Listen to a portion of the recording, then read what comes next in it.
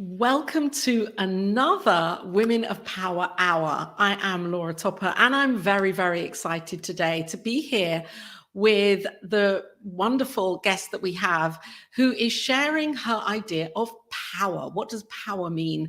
Reverend Sharri Johnson is a powerful being. I know this because I know her and we've had many conversations.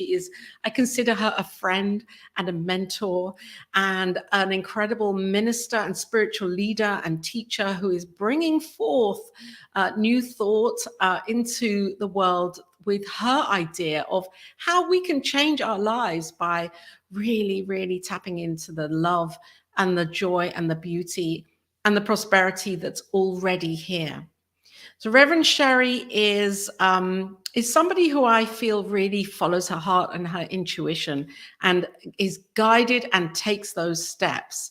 I'm going to read a little something here from her biography, which is on her One Heart Retreat Center website. It's a beautiful, beautiful page about her. And I'm just skipping here to the end.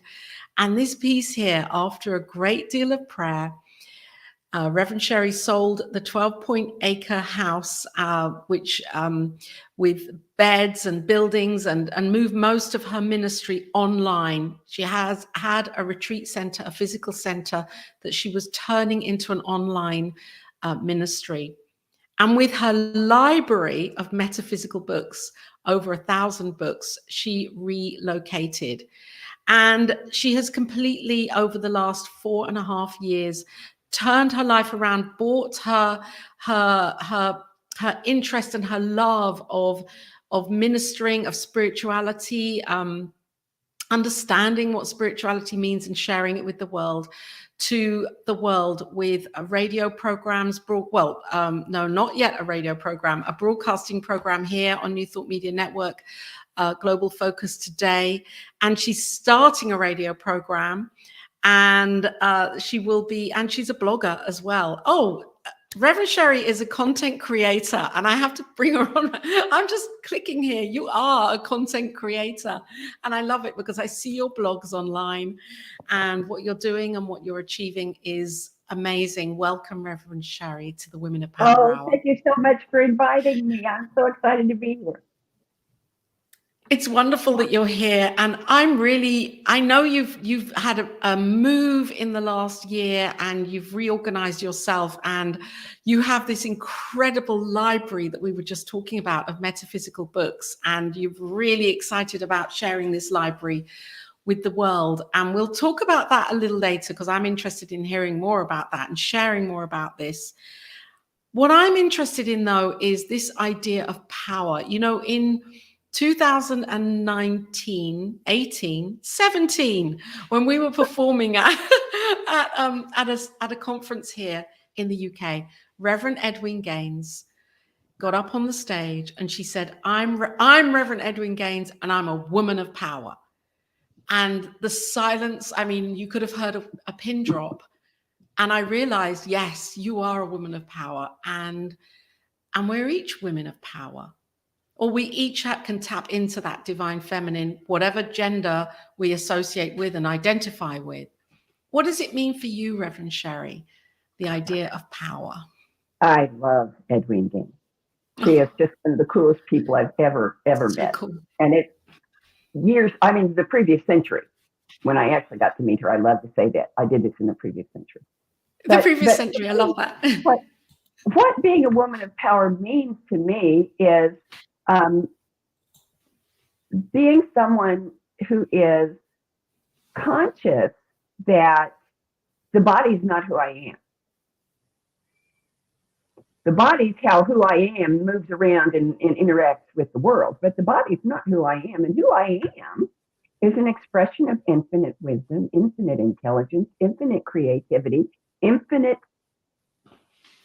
everything, infinite life, infinite being, infinite imagination. And that means if I can see it in my mind, if I can see it, if I can feel it in my consciousness, I can do it, I can be it. Yeah. And another really important part of that is being open to guidance. So I do hear it. So I do see it. I was gonna say that, and we get so wrapped up in the who I am as being this. I mean, I know it's all God expressing, and we can't divide it up and say the physical isn't God, and yet that's not where the power is it? Well, In the effect. for some folks it is, but for me it's not. Okay, yeah. I don't lift weights or anything like that. I don't run marathons. Yeah. I knit, I crochet, I write a lot, and I walk. You know, I will walk in a fundraiser thing, but no, running and sweating is not my thing. And yet I think I really am a woman of power, because when I hear guidance and I say yes, it's like God goes. And when I set one foot forward, the red carpet just rolls out in front of me. Oh. Anything that ever had the possibility of being perceived as an obstacle just dissolves. So what is it that dissolves it? I think what dissolves it is the yes. Right. I think what dissolves it is the yes, because when you say yes, you've let go of all fear. And fear is what put those illusionary obstacles in the way, and releasing fear just unmakes them. And would you like to share, would you be willing to share your journey, your adventure in the last couple of years? Because I think this, I mean, from what you've told me about your move and how this happened, and it felt impossible, and then it happened. And I think it's a really inspiring story for anybody that's watching or listening at this point, any point, to remind us that yes, when we say yes and we have that and we're tapped into the desire, that absolutely anything and everything is possible. Yeah. Well, when I met my late husband 14 years ago, we spent our first date talking about the retreat center I was going to open when I became a minister. I was not even a practitioner yet at that point, but I knew that I was supposed to open a retreat center. I taught college for over 30 years, and for 10 years, people said, you know, you ought to be a minister. And I said, oh, don't be silly. Why would God want me to be a minister? And then on my birthday in 1996, my minister, who was a very dear friend, walked into my office at the college. And he handed me a box of truffles and a letter of resignation, because I was the president of the board of his church. So Palm Sunday was going to be his last Sunday. And he was only the second minister this church ever had. So I called an emergency board meeting. It had taken 14 months to hire him, because the founding ministers, everybody wanted them back. And so it was really hard to find someone who could step into their shoes. So I called the board meeting, and my board's all lined up in front of me. And he's sitting on one side of me, and the board secretary sitting on the other side of me. And I said, I couldn't resist. I know you're all wondering why I called you here today. And then I told them, you know, Reverend Jim has submitted his resignation, and Palm Sunday is going to be his last Sunday. And they all went, and I went, breathe. I've prayed. I've listened. I believe we can do this without hiring an interim minister. I believe there are enough people in this room who speak well that we don't even have to look for people to speak in the Sundays while we're looking for a new minister. And their shoulders went down. And then I said, there is one thing we're going to have to do. We're going to have to find someone to be the church administrator in the interim period. And my secretary, board secretary, who had an entire lifetime of being an administrator of hotels, apartment buildings, office buildings, she said, well, I can do that. And I said, but you can't be on the board and do that. She said, well, could I run for the board again after we hire a minister? And I said, sure, you could. And she said, fine, I'll do it. So we voted, and it was done. And I said to her, oh, good. Now that that's taken care of, what do you need from us? And she said, well, the first thing I need is someone to do the Easter Sunday services. And I said, I think I'd like to do that. Nobody in the room was surprised but me. And on Easter Sunday, I did 3 services. I did the sunrise service, which was about Easter from the perspective of Mary.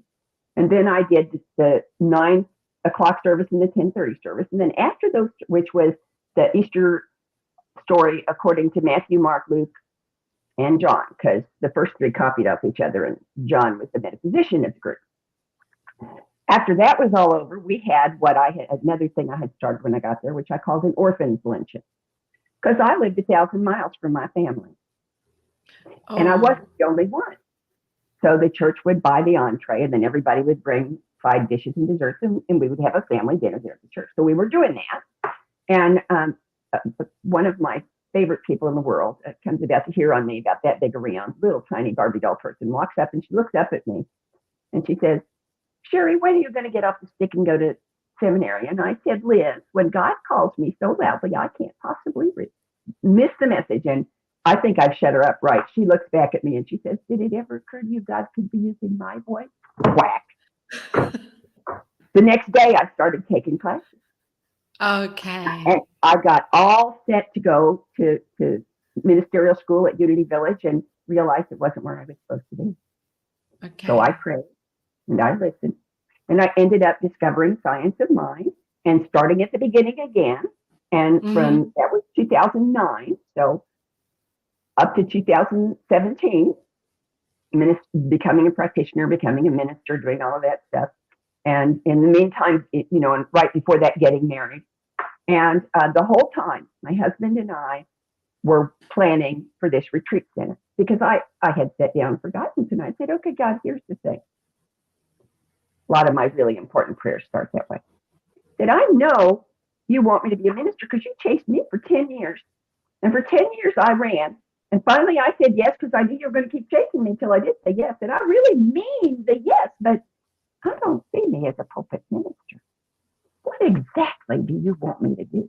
And I got this vision, this amazing smell of vision, taste of vision, touch of vision, stereo vision of a retreat center in the mountains. I mean, it was there, So I said, okay, I can do that.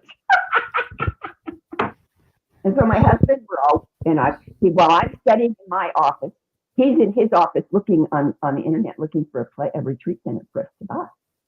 Eventually, we located a center in Arkansas. We sold everything we had, stuffed everything that would fit into 2 trucks, including 2 dogs and a cat, and gave away or sold everything else so that we could go. And then we got there and started building the center. And 5 months and 4 days later, my husband was diagnosed with acute small cell lung cancer that had metastasized to his brain, his spine, his liver, and his adrenals. The doctors gave him 6 months, and he lasted exactly 1 month. And then suddenly, there I was, in 2 hours from everything, Arkansas, with 3 buildings, 2 dogs, and a cat, running a retreat center. I had no staff. I had no help. And need I mention, a year later, COVID happened. Right. So it was a tremendous learning adventure, but I just kept saying, okay, God, you brought me here. I'll do whatever you put in front of me to do. It's your job to pay the bills. And somehow the bills always got paid, and new opportunities for growth and expansion happened. And I was putting one foot in front of the other. That's all you can do, putting one foot in front of the other. And then a year ago, just a little more than a year ago, I was scheduled to go to my first Anton, that's Affiliated Network conference, and I'm very excited about it. I had joined a couple of years, a year before that, but I was going to my first conference. And it was going to be at Unity Village outside of Kansas City. And about 3 weeks before the conference, my very dearest friend and first mentor called me up and told me that the doctors had told her that she was at the end of her 5-year experience of breast cancer. and that her time was measured in months, if not weeks. And I said, what we all say, even though it's really stupid, is there anything I can do? Mm-hmm. And she said, well, you're going to that conference at Unity Village in October, right? And I said, yes. And she said, well, could you just keep driving? Because she lived in Lincoln, Nebraska, which is 3 hours due north of Kansas City. So I left a week early and I went and visited her. I spent the last 4 days of her life with her. I didn't know that. I got there on Thursday, and on Sunday I did the service at her church because she was a minister. And after that service, I drove to Kansas City for the conference that was starting the next day. And that night at midnight, I got the call that she had made her transition. So I went to the conference, and it was very strange going to something that was that exciting and that life affirming, and dealing with grief in that degree at the same time. Then at the end of that week, I drove back to Arkansas, and I unpacked my suitcases, and I hugged my dogs and my cat, and I went back to putting one foot in front of the other. And on the following Monday, in the evening, I got a phone call from my baby sister's widow to tell me that she was my baby sister's widow, that she had come home from work that day and found that my sister had taken her own life. So I loaded everything up in the car again, and I drove back to Kansas City so that I could do the memorial service for my baby sister. And it was very intense, and everyone was wonderful, but it was still, intense. And so when I finally got home again and unpacked the car and hugged my pets, I sat down and I said, listen, God, here's the thing. I know I'm here. For 4 years, people have been saying to me, what brought you to Arkansas? Because I was not welcome.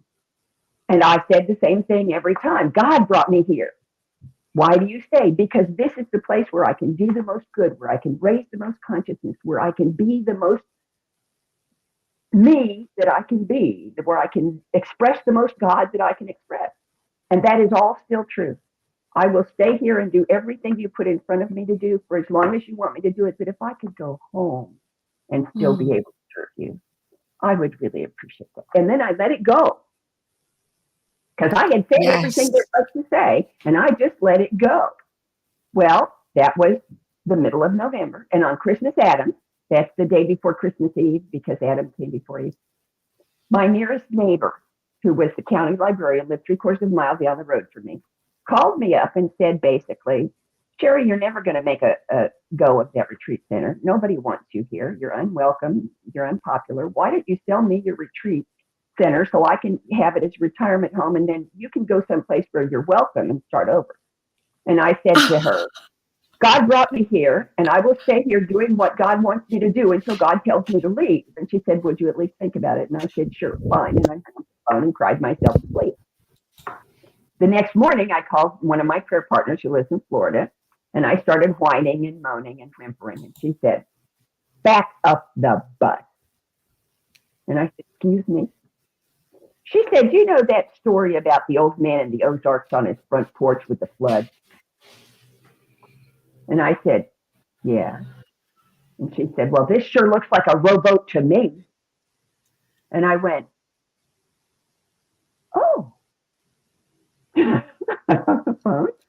I said, you know, it kind of looks like a rowboat to me too. So when the lady called me back, she said, would you at least think about a number? And I said, yes, I will. But I had to test God. So I sat down and I figured out how much money it would take to pay off the mortgage, to pay off the COVID loans, to pay off all the debts that had happened when my husband died and cut my income in half, to pay for all of the moving, which would be expensive because the library was going with me, for and then all the help that I would need to move, and then to purchase someplace to live when I got here. And I added all that up, and then I added $25,000. And when she called me back, I gave her that number. And she said, could you take any less? And I said, no, because I have to pay off the mortgage, and I have to pay off the COVID loans. I have to, no. She said, okay. And I said, okay. So then, I packed and moved. It took 2 trucks because one truck was full of library. And, yes. And the library came when I got there. I had my own little library, but I wanted to become a place that trains ministers. So I put a request out on the ministers list for books, for anybody who had books they didn't, and people sent me books from all across the country. People sent me books. So I have a library with 1,000 books in it. And all I did with the retreat center was I changed it to retreats. And now I do, yes. In COVID, I learned how to do classes and workshops and retreats online.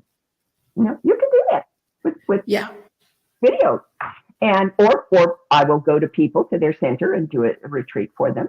Or a very small group could, come here and stay in a hotel and come to my library to do the talking part of the retreat. There's lots of ways to do it. And then once I got here, and Reverend Robert said, and that was, my mentor said, Sharri, when I was in Arkansas, he said, I was really puzzled about. And I said, what's that? And he said, I know how important spiritual community is to you. And I'm just curious, how are you handling that in 2 hours from everything Arkansas? Mm-hmm. And I said, oh, that's a piece of cake. Before we got here, I sat down at the computer and I made a list of all of the new thoughts that CSL and Unity churches that I knew of that live streamed their services. And I bookmarked them all.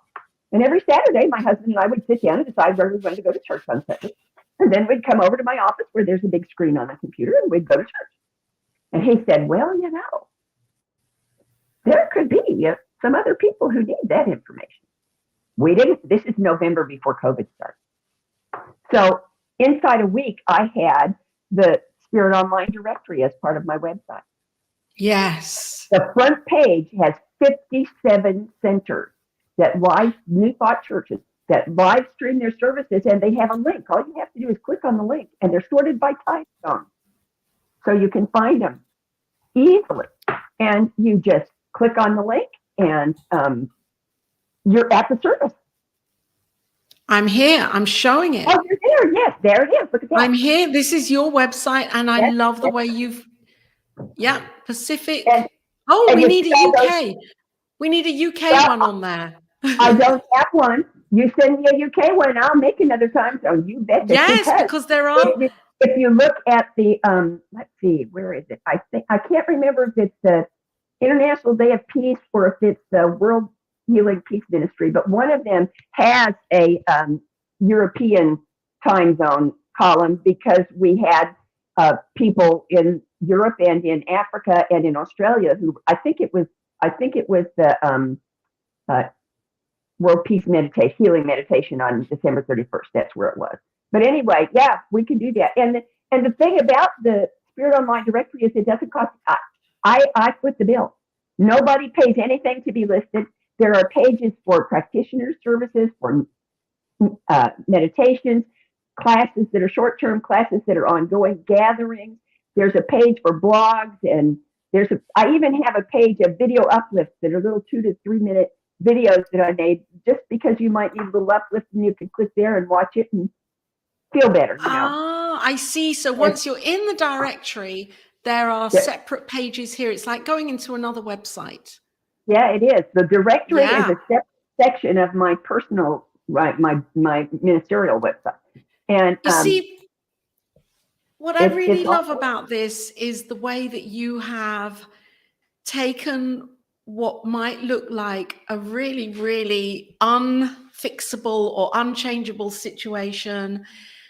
And for many people, that's a time to just kind of get stuck in that situation. And you've taken it and said, okay, how can I move with this? Or how can I allow myself to really listen and really put yourself aside? As you said in the beginning, a woman of power an individual of power is somebody that knows their own divinity, but beyond their physical.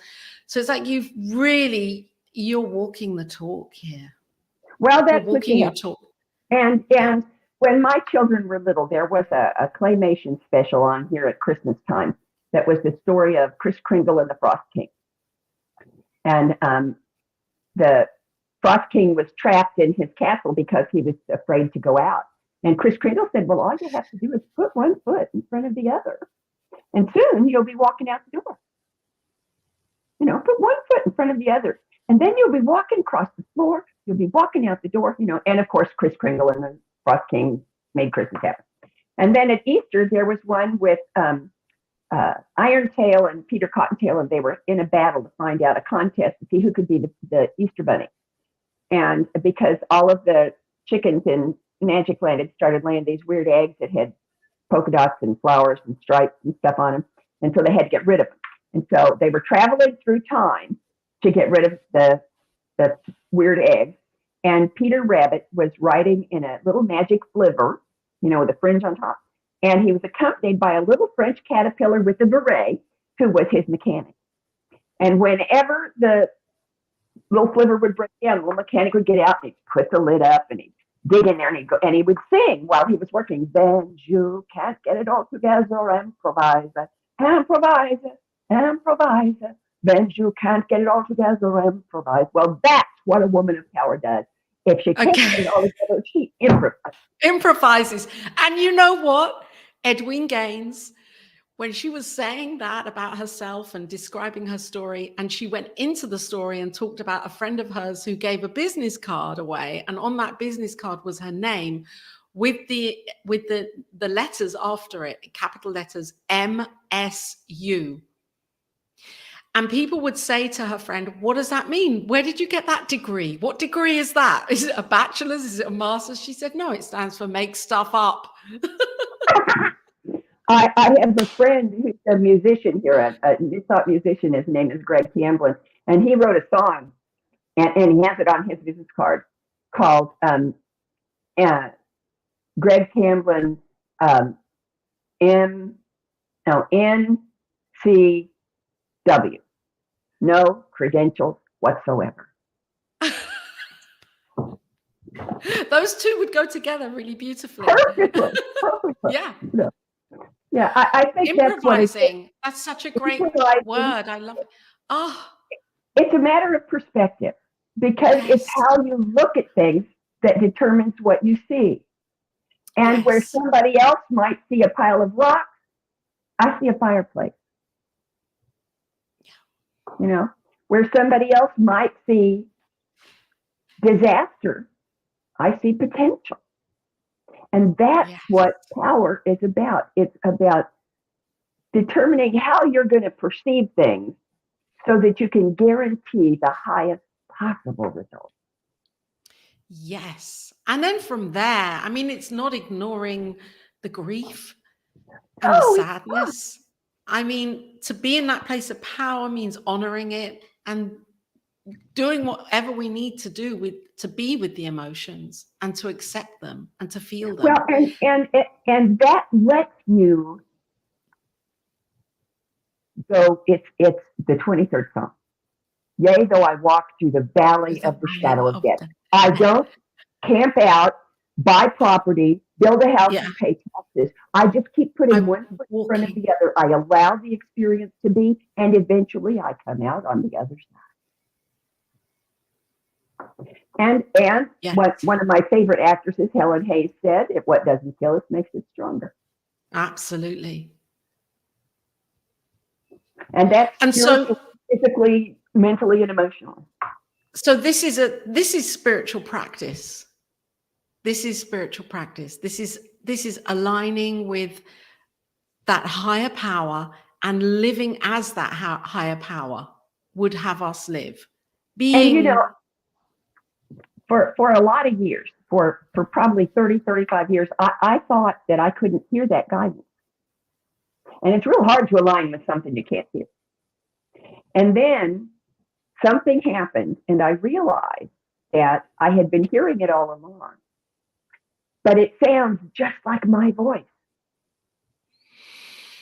And the difference is that when it's God, when it's spirit, when it's the divine in me saying, wake up and smell the tea. I don't like coffee. I like the smell, but I don't like the taste. It says, do this, and then it shuts up because it's said everything that needs to be said. When it's ego, it says, do this because yada, yada, yada, yada, yada, yada, yada. And it, you know, and you get lost in the yada, yada. But if you're just listening to the do this, and it's clear and it stops when it's done, then you know that's the only appropriate thing to do. And it's amazing. It's amazing you say that, because I hear that so often. I don't know if you do. You know, people say, and even I say, I question, well, how do we know if it's really is divine guidance, or if it's my ego or the ego speaking, or my own sense of how I think it should be, and where do I follow, you know? And I think what you're saying is really, really powerful, because when we know it's ours to do, there isn't a conversation that happens after it. It's just do it. And Get the on with it. wonderful thing is, when we recognize that's God, that is the infinite saying, this is what I brought you here for. That there's no fear associated with it. There's excitement. Okay, yes. There might be, you know, a little anxiety, but the universe never gives you a job without supplying everything necessary to fulfill that assignment. So one of my favorite mantras is, how is none of my business? How is none? And I actually spoke at a workshop for focus ministers. Was it last Saturday or the one before? A couple of weeks ago. And one of the people there said something that I just grabbed it with both hands. She said, I have taken a vow of prosperity. Yes. Yes. I have taken a vow of prosperity. Well, and this is going back to Edwene Gaines, when she said, I am responsible for not only my own prosperity, but for seeing and knowing that others prosper too. Because when we know it for others, we're all one. We're one. Well, you can't give what you don't have. That's it. And so when we fill the pitcher and then pour it out, we fill it up again. No, that's how it works. I got done at that workshop, and I called a friend of mine who's been struggling with prosperity issues for years. And he keeps going, I tell him what I do, and he says, well, that doesn't work for me. And I go, no. So I called him up and I said, write this down, because you're going to be saying it a lot. Right here, right now, I am taking a vow of prosperity. And he went, oh. And it was like, he started saying, thank you, thank you, thank you, thank you. It was like I had just flipped a switch or something. So the way you said it with such intention, and it's a decision that we make. It's not simply a sentence that we speak. No, it's an actual internal shift.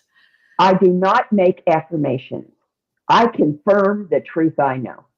Same with me. I don't get it. Me and affirmations are a bit of oil and water. I have to really confirm it. Yes. Because and that's what when you put intention and guidance together, the only possible result is success. Is that it actually transpires. Yes. Yep. Fulfillment. Intention, desire, and faith. Yep. Well, I have an acronym for faith. Faith is forging ahead in trusting heartfulness. Ooh. Now I'm writing that one down. Forging ahead in trusting heart-full, F-U-L-L-ness. And fear is faith evoking amazing results. You see, these words that we grow up with and put our own meanings to, they can have a completely transformed meaning for our lives when we look at them differently. And see, that's the key, looking at them differently. When we choose how we're going to perceive anything, a person, an event, an experience, a desire. So this is our PowerPoint, I believe, all of humanity. This is our PowerPoint, that we have a choice in the moment. We can see it differently. And it's difficult. It's not always easy when there's stuff happening, or when there are natural disasters, or when there are horrific experiences that happen. And, and even in the daily grind of our lives. And yet I know in the book of Esther, God isn't mentioned once. God is in the mundane. God is here in everything. Yeah. Esther was God is cool. Omnipresent. It is, isn't it? Esther is cool. God is omnipresent. I love that. There is no spot where God is not thing. Yes. But people tend to think that means outside of my body. Wrong. That's right. No. There's spots inside as well. and I think it's important to realize that everything, every person, every place, every concept, everything is a process, not a destination. Yes. So putting one foot in front of the other, and remembering one of the most important things I have learned in the past 2 years, and it came in a place when I said, oh, come on, God, now what? And it was like that booming voice from Noah, it said, waiting is not doing nothing.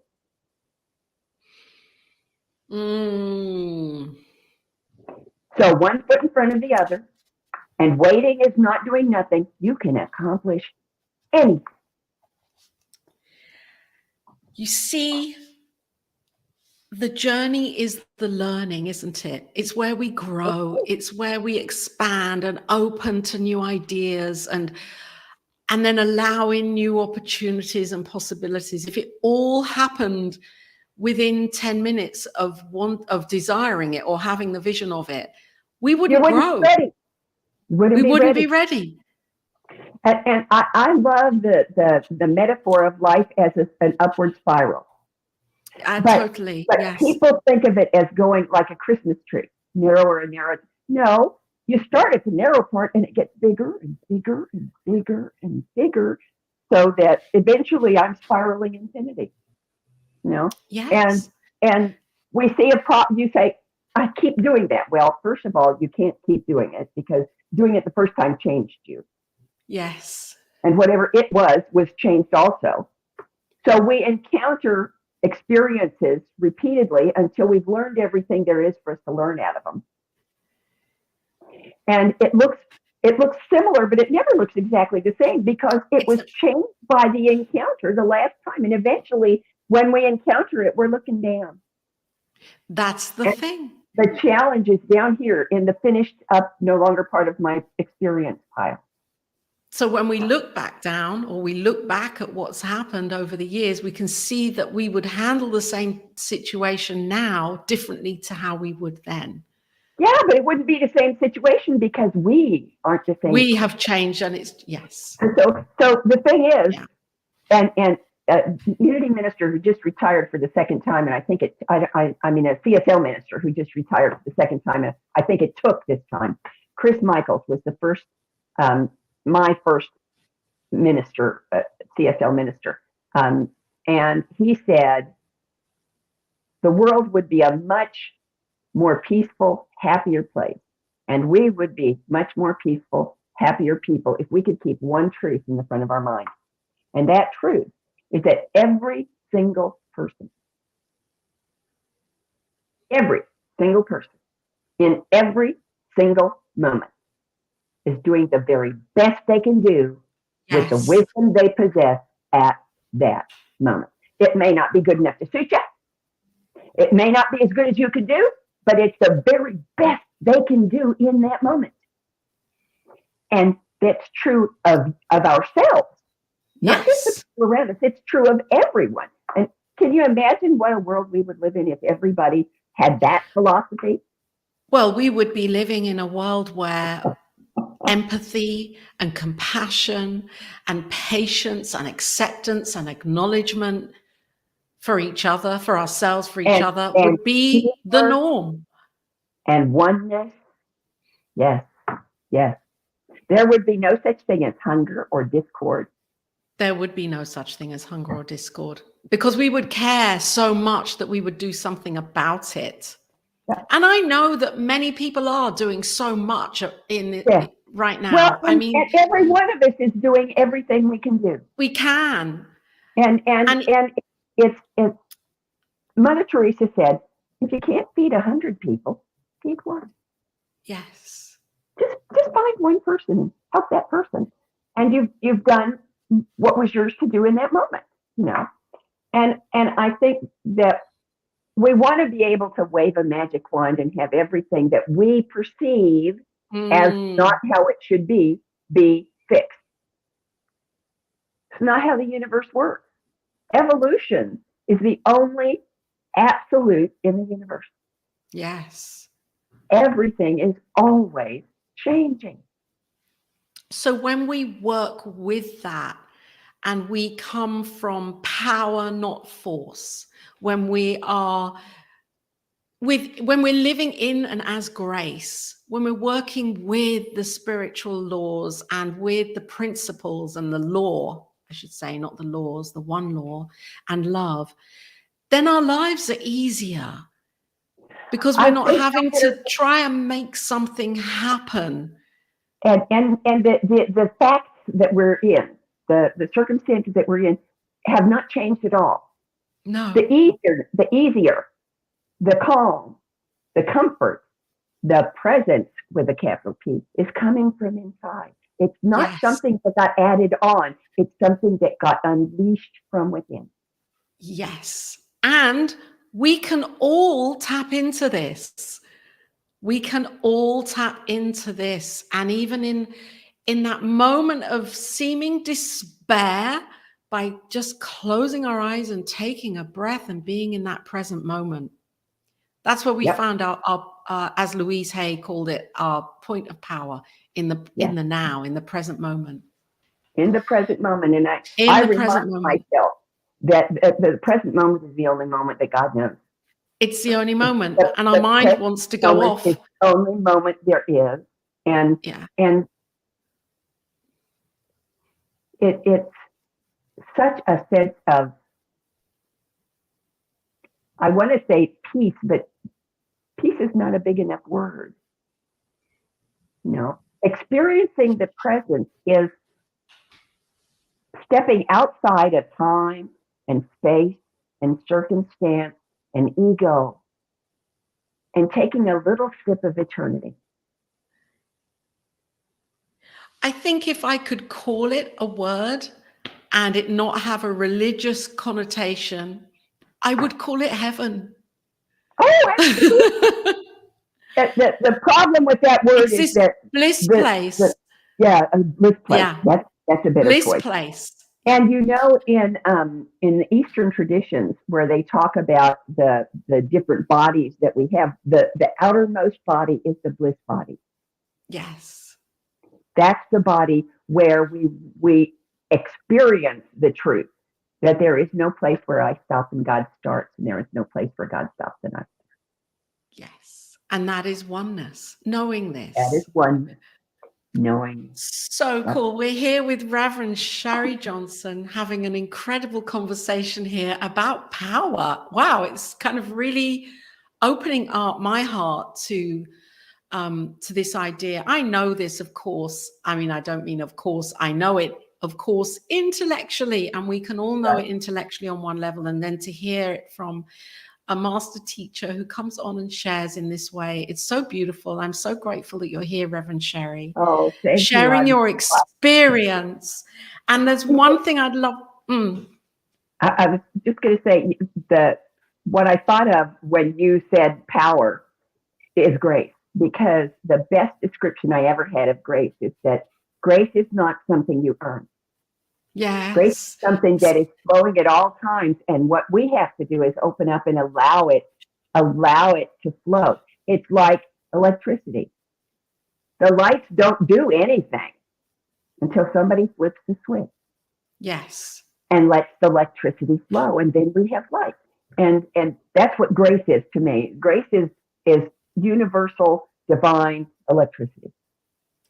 How? And for me, if grace feels as if, for me, it's an acceptance and an allowing, and knowing that there is this divine essence and a natural order. And when I work with that, rather than pushing against it, I'm resisting. Then I'm in this flow, this beautiful flow that I'm not having to actually, that's where I tap in, listen, take action, take inspired action, and know that I'm being guided step by step. Yeah. You know what I see in my mind when what you just said is the Karate Kid learning in the Did you martial watch arts. that? That was amazing. The way that he Beautiful. was putting his hand in the jacket and over, and it is a practice. And the practice is the opposite of resistance.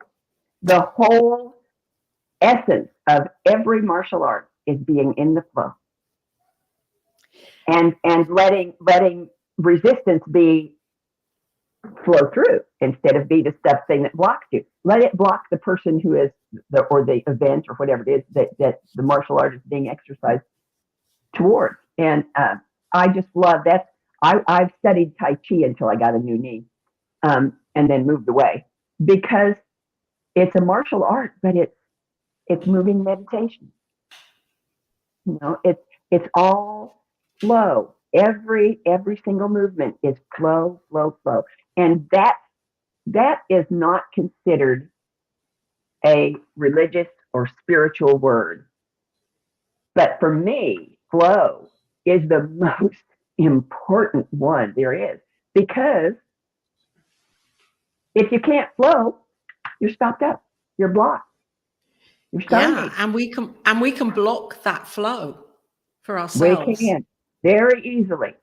very easily. And we don't do it like a little bit of sand at a time. No, we throw up a wall. Boom. Yeah. We're good at that. I was watching before we met here, I was watching an amazing video on YouTube. A very famous ballerina. I can't even remember her name. I think she's Russian and quite recent. And it was so beautiful. And as I was watching it, I was realizing the practice, the hours and hours and hours of practice that she would have had to have taken part in with intention to actually be able to do what she was doing. And I think it made me realize that, yes, it is all a practice, and then we show up as it, because she was showing up as it, like it's a natural. I mean, she could have been anywhere. She could have been in the street doing it. She was on stage. And yet, as we practice more and more and more, it becomes so natural that it just is who we be. We don't have to then try and make it happen. Billie Jean King was a famous tennis player when I was much younger. And I loved how she said that you have to do what you love, because you can be good at anything you practice, but you can only be great at what you love. What you love. Totally. Only great at what you love. Because when you do that, when you love something so much that you're willing to give your whole life to it, then that O becomes an I, and you live it. Yes. And so let's just complete here with something that I'm really excited about, which is your metaphysical library. I'd love you to share. I'm going to put it on the web up here. I'm going to go to your website now and just put the page on. And I'd love you to share a little bit about this research library, the One Heart Metaphysical Research Library, which is which people can donate into here. Yes, because people can donate your books, or if they want to donate money to purchase books, they can do that too. The purpose of the Metaphysical Research Library is to provide a centralized place where ministers, students, and practitioners can do research, can find support in for what they're going through, can just go sit on a sofa and read something. For instance, I have a copy of the Dresser edition of the Quimby Papers. Oh, And but my most recent acquisition came from one of the people who built the shelves and the floor and the ceiling of the library. It's a Bible that was discovered in a house that they were renovating, that was published in 1845. yes. Yeah. I have a big Yes. stack of spirit, what's it called? Spiritual cinema DVDs that people can come to get ideas. I'm going to do a series. My sender wants to do a series on this topic. Well, you can come here and find all kinds of quotes and outlooks and perspectives and ideas for how to do that. I also have one wall is almost all magazines. There are Science of Mind, there are Creative Thought, there are Daily Word, there's Unity Magazine, there's Mindful, there's a bunch of them. They're sorted in baskets, and they're in order chronologically. And the really cool thing is the top shelf on that wall has, I think, 12 baskets that are 7 by 11 of duplicate Science of Mind magazines from as far back as 1985 that people can have. If you're looking in the magazines and you find, oh, here's a quote I really like, you go look at the top shelf, and if there's a copy of that issue, you can have the copy and take it with you. It's fantastic. It's such an incredible, this is more than a resource. This is a give to life for people to really, really up level and just to wallow in books. I mean, books are amazing, aren't they? And I know we're in a digital age now, and books can be quite cumbersome. And yet, when we're I love a good book. Is to make that digital age allow this library to be globally available, because right now the catalog is online. Anyone in the world can go online and look at the catalog of my book. Now, it's not complete because I don't have the magazines, and I don't have the DVDs, and I don't have the CDs on it yet, in the catalog yet. But eventually, the whole thing will be accessible to find out what's there online. I would like to make the books themselves be accessible online. I would like someone in Ukraine who can get to a computer to be able to go online and research what Ernest Combs said, or what Emma Curtis Hopkins said, or what the Dalai Lama said about this topic. And so that's my goal. And it is like everything else in life. It's an onward thing. It's never going to be finished.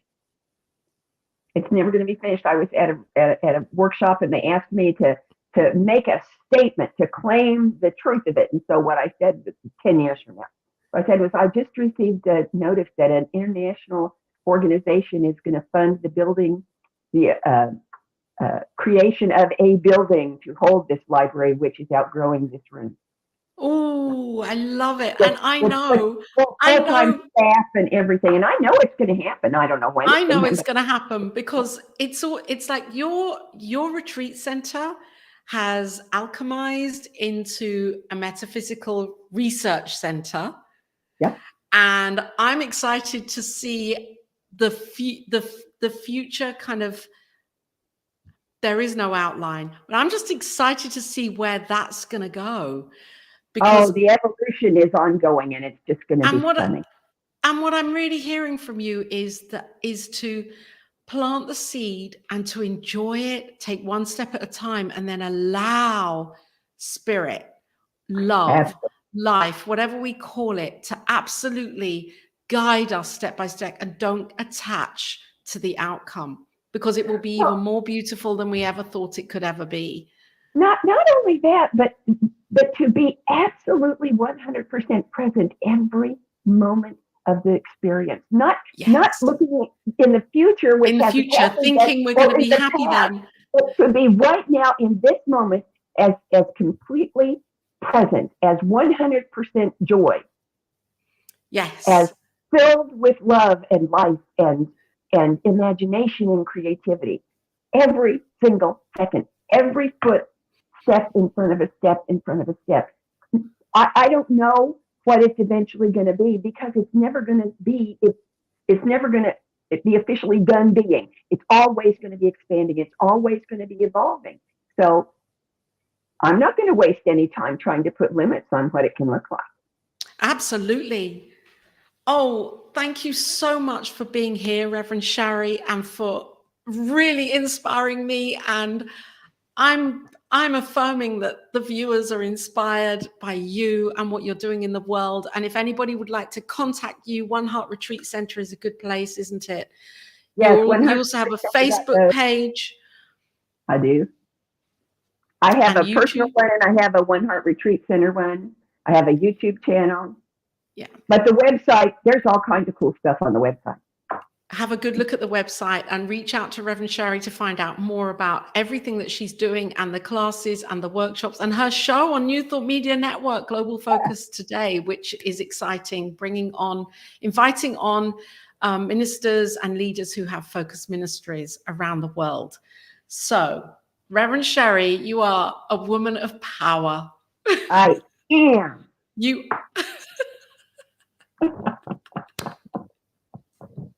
You are a woman of power. Thank you for being here, Reverend Sharri. Oh, thank you so much for inviting me. It's wonderful. I really enjoyed myself. So have I. I can feel it from Kansas to Sussex. I can feel it. Yep. So good. And we will be back next time with the next Women of Power show, and love and blessings and big power to everybody that's been watching here. Thank you, Reverend Sharri Johnson.